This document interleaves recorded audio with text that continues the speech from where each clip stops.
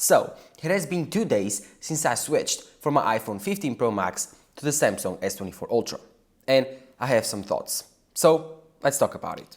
For the last 48 hours, I've been using the Samsung S24 Ultra, and this has been the best experience ever with an Android phone.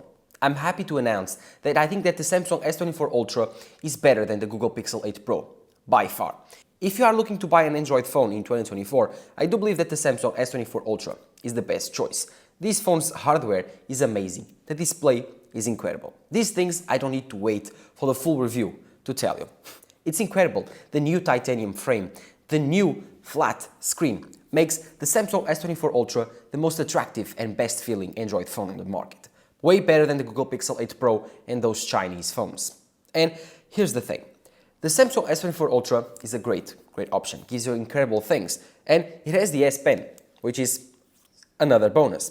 But I don't know, in the last 48 hours since I've switched to an Android phone, my complaints are still the same as ever. Like, it hasn't changed since the Google Pixel 8 Pro, since the Samsung S22 Ultra that I reviewed 2 years ago.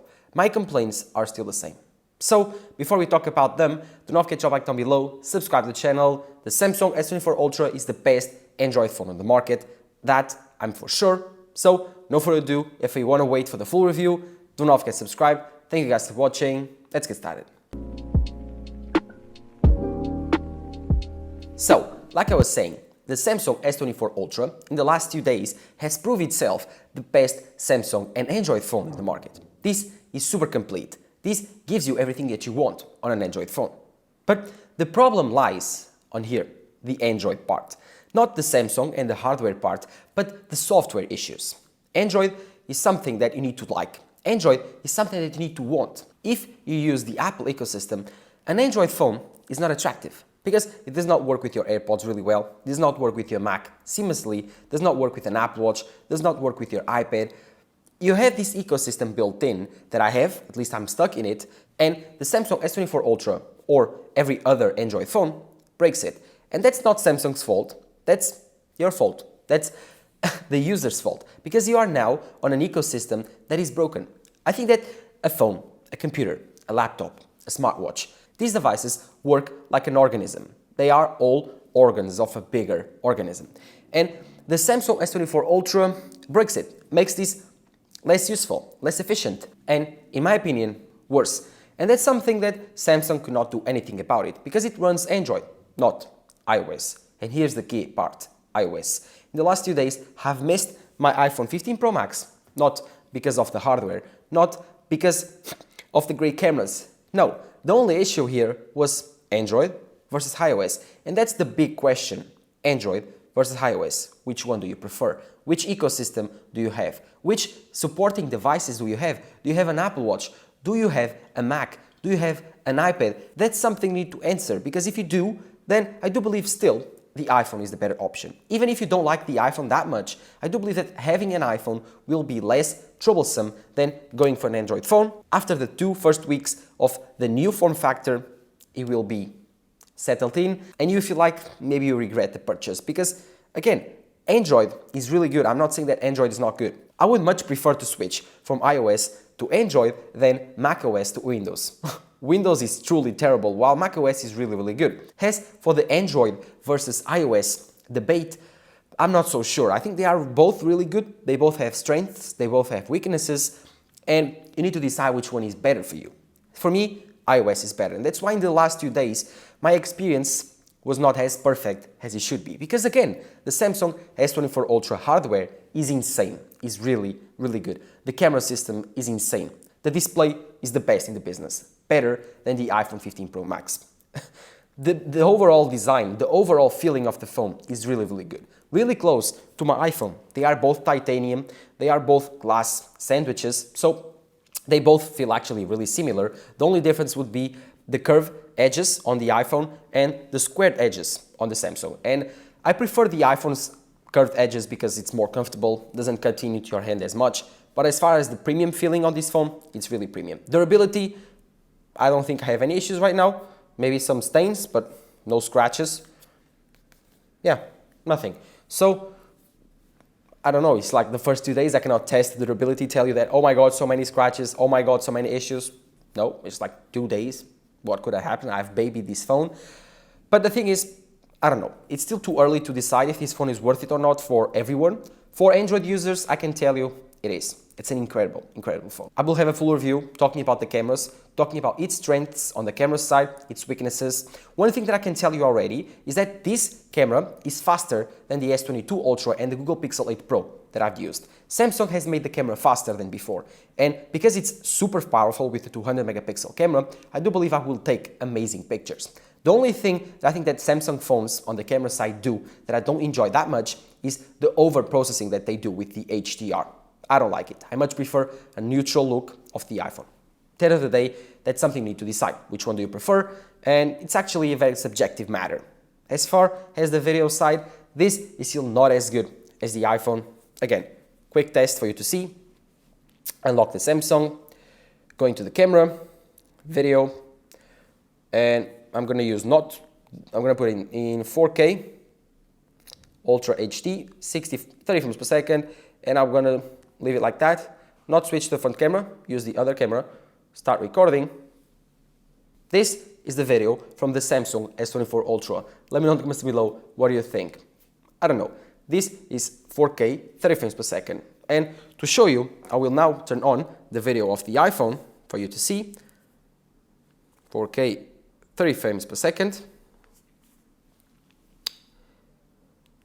And this is the iPhone 15 Pro Max normal video. This is not the log footage that the iPhone is also capable of recording. This is just a normal video of the iPhone, and this is just a normal video of the Samsung S24 Ultra. Let me know if you can notice any difference. This is the video of the iPhone. This is log footage from the 15 Pro Max. Let me know in the comments below what you think it looks. Bad, good. Let me know all of that in the comments down below. But one thing though, this takes a lot of space. One feature that I really enjoyed while taking video with the Samsung S24 Ultra though was the pause feature. If I start to take a video right here, if you can show you there, take the video and it starts recording. You can see that there's this button, hi, you can see that there's this button right there that you can press and it will stop recording, not just cancel the recording or save the recording, no, it will stop and then you can resume and it will resume. This is a really cool feature that the Samsung phone has and the iPhone doesn't. That's something that Android phone have that the iPhone and iOS doesn't. And this is funny because Android has so many features like this. Features that no one thinks about, but when you have them, you like them. And these are some advantages that I've found with the Android in the last 2 days. This is one example of something that I really, really enjoy. Some things that I don't actually enjoy, or at least use, and I don't know if in the future I will use more, and when it comes to iOS, I will value more, is the AI features. It's cool, like you can create and generate AI wallpapers. You can actually dictate things and it will create summaries of your dictations and notes. And you will organize your notes. In the last 2 days, I've not used this phone that much to understand if that's useful or not, but I've not used it like regularly or at least once a day, even.